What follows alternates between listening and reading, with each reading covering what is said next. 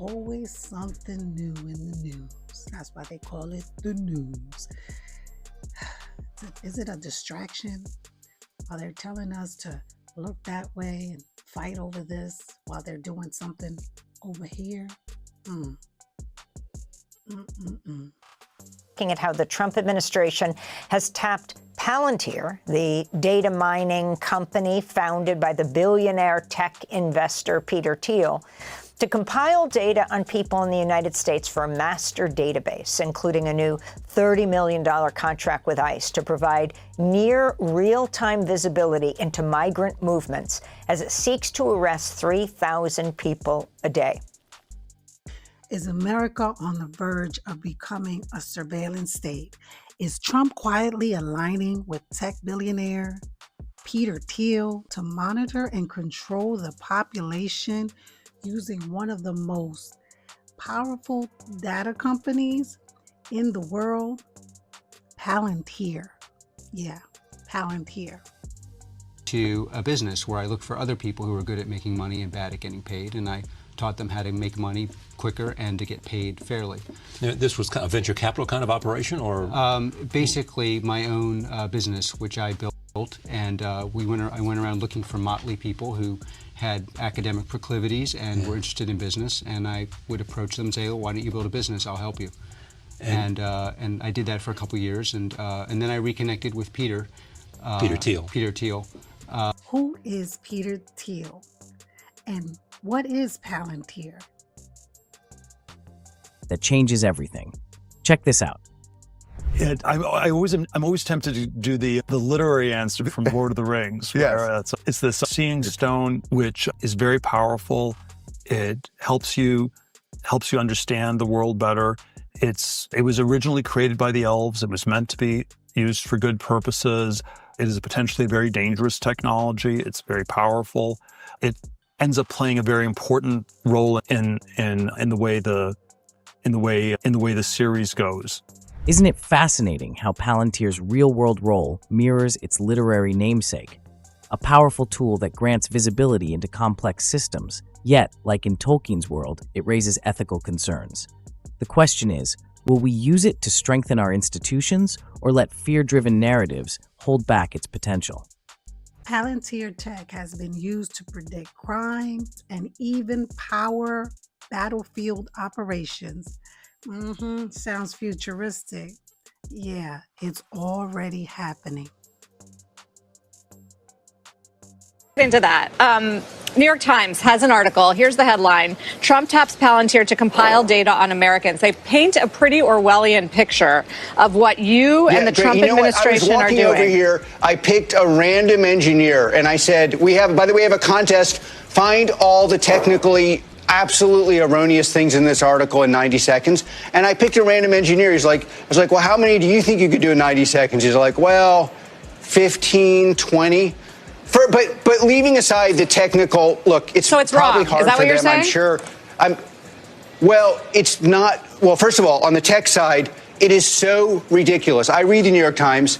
It's literally like I'm a dyslexic. They might as well be hiring me to do a spelling bee. So, maybe they just have friends who are tech bros, but they can't hire on a meritocratic basis. I don't know. So that's up to them. We have a contest. Find all the errors in 90 seconds. I think somebody will find 50 or 60. But the more important thing is we are not surveilling Americans. We are not building a database to surveil. And if you wanted to do that, the last platform in the world you would buy is Palantir.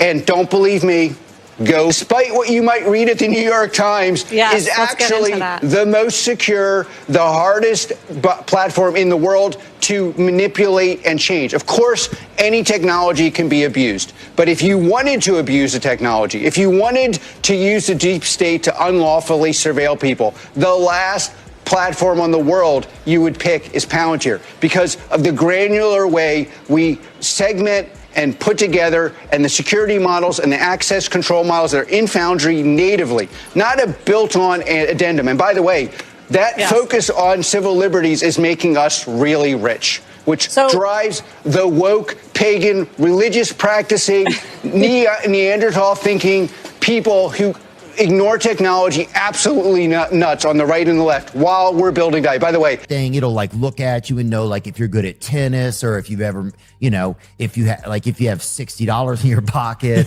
or if you're, you know, it can tell if your kids are, you know, if your kids can have a limp or whatever, if he'll be in the Christmas play. Yeah. You know what I'm saying? It can tell all of that. And that feels real scary, man. Like I get it. To a regular guy on the street, yeah. that feels like we're going to give our society like we're going to become these, like they're going to have know everything about us. It makes you feel like you won't be a person anymore. I hear you. Does that make sense to you? No, it definitely makes sense to me. I mean, let me try to explain.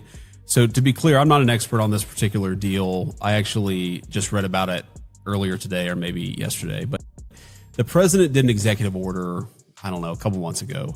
And the basic idea is you've got all this different information, but it's not accessible in one place. So like, let's say you catch an illegal immigrant, okay?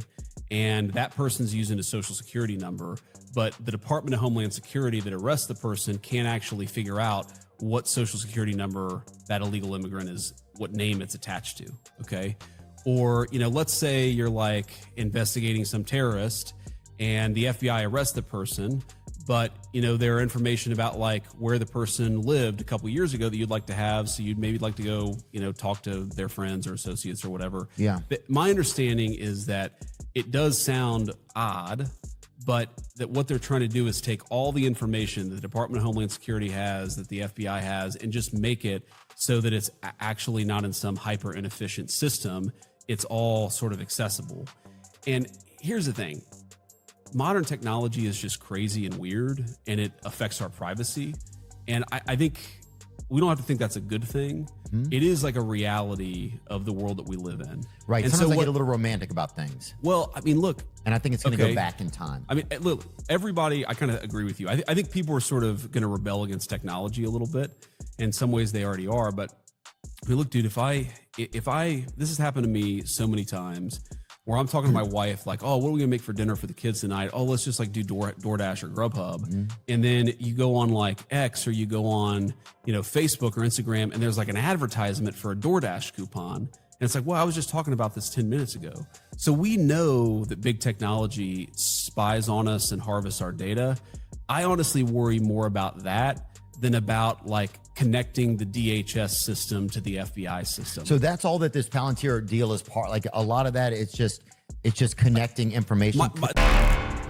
Civil liberties advocates are sounding the alarm on President Trump's reported partnership with a data analytics firm called Palantir. The most recent outrage appears to have stemmed from a New York Times article titled Trump taps Palantir to compile data on Americans. The Times reports that since Trump took office, Palantir has scored more than $113 million in federal dollars, not including a recent $795 million unspent DoD contract. Per the Times, Palantir has also contracts with agencies like DHS and the Pentagon and is in talks with the IRS and Social Security Administration about buying their technology.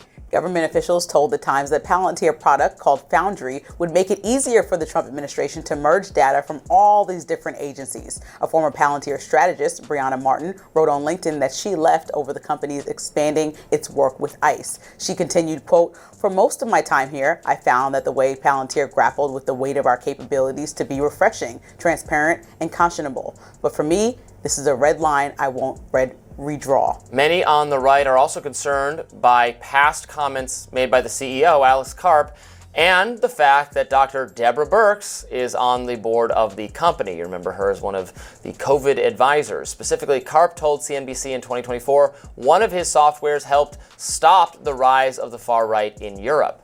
As far as Dr. Birx goes, Kentucky Congressman Thomas Massey wrote on X, "Dr. Birx is the worst type of person that gets into government, a complete hypocrite, holier than thou, telling lies, cloaked in faux science with the imprimatur of government legitimacy, and never held accountable, so she will rinse and repeat." Palantir responded to the Times report on X, writing, "Palantir never collects data to unlawfully surveil Americans, and our Foundry platform employs granular security protections. If the facts were on its side, the New York Times would not have needed to twist the truth." Yeah, sure, Jan. Look, we might be on the same page here because I think, this effort was pushed largely by Doge, and Elon Musk was on board with this. I know that he wanted access to people's bank account numbers, student loan information, medical claims, disability status, to know whether they're immigrant or not, political affiliations. And this is all going to be aggregated through a system that Palantir put in place. And I think that leads to massive surveillance, massive big brother. I think that, it leaves Americans extremely vulnerable. And Palantir is the backbone of all this data integration is coming from a suggested outsider. While some might see it as protecting the homeland, others warn this could be the foundation for a digital authoritarian state.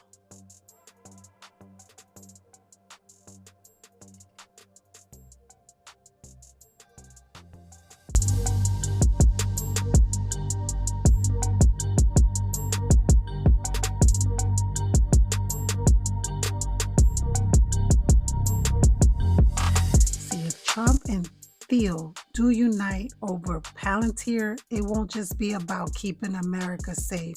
It would shift how powers are exercised in the digital age. See, this isn't left versus right. This is control versus freedom. Surveillance may start with bad guys, but where does it stop? What do you think? Is this partnership about protecting us, or is it about tracking us? Let me know in the comments. And like, share, and subscribe if you care about your freedom. And stay tuned, because the future of power is digital.